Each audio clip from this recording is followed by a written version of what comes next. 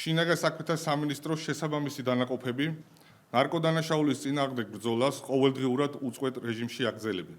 მთელი ქვეყნის მასშტაბით ჩატარებული ოპერატიული ღონისძიებებისა და საგამოძიებო მოქმედებების შედეგად ნარკოდანაშაულის ბრალდებით დაკავებულია 84 პირი და ამოღებულია სხვადასხვა სახის განსაკუთრებით დიდი ოდენობით ნარკოტიკული და ფსიქოტროპიული საშუალებები, ასევე ცეცხლსასროლი იარაღები და საბრძოლო მასალა.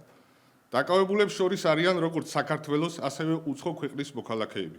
პოლიციამ მოსამართლის განჩინების საფუძველზე ნარკოტიკული დანაშაულის გამოვლენისა და ბრალდებულების ხილების მიზნით არაერთი ფარული საგამოძიებო მოქმედება ჩაატარა, რითაც დადგინდა, რომ დაკავებული ნარკორეალიზატორები ნარკოტიკულ საშუალებებს სხვადასხვა მეთოდებით მოქალაქეებზე სისტემატურად ასაღებდნენ.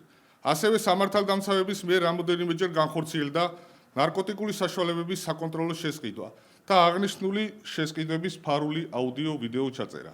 დაკავებულების პირადი, საცხოვრებელი სახლების, ავტომობილების ჩხრეკისას, ასევე მათ მიერ მითითებული ადგილებიდან დიდმტკიცებად ამოღებულია სხვადასხვა სახის განსაკუთრებით დიდი ოდენობით ნარკოტიკული საშუალებები.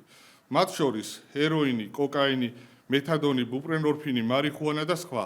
საგამოძიებო მოქმედების შედეგად ასევე ამოღებულია ნარკოტიკული საშუალებით დაფასობებისთვის საჭირო მასალები და სავარაუდოდ ნარკოტიკების რეალიზაციის შედეგად მიღებული თანხა. აღნიშნულ საპოლიციო ღონისძიების ფარგლებში ასევე აღკვეთილია ქვეყანაში განსაკუთრებით დიდი ოდენობით ნარკოტიკული საშუალების შემოტანის ფაქტი.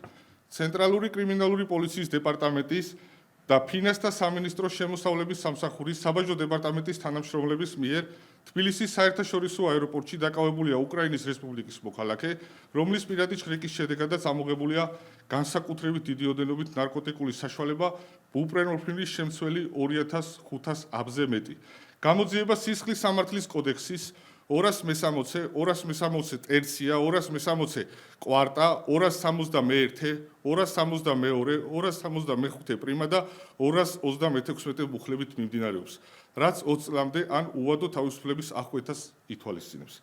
სამინისტროს ერთ-ერთ მთავარ პრიორიტეტად რჩება ნარკოდანაშაულის წინააღმდეგ ბრძოლა, საპოლიციო დანაყოფების მიერ აღნიშნული კატეგორიის დანაშაულში ჩართული პირების მიმართ გატარდება კანონით გათვალისწინებული უმკაცრესი ზომები.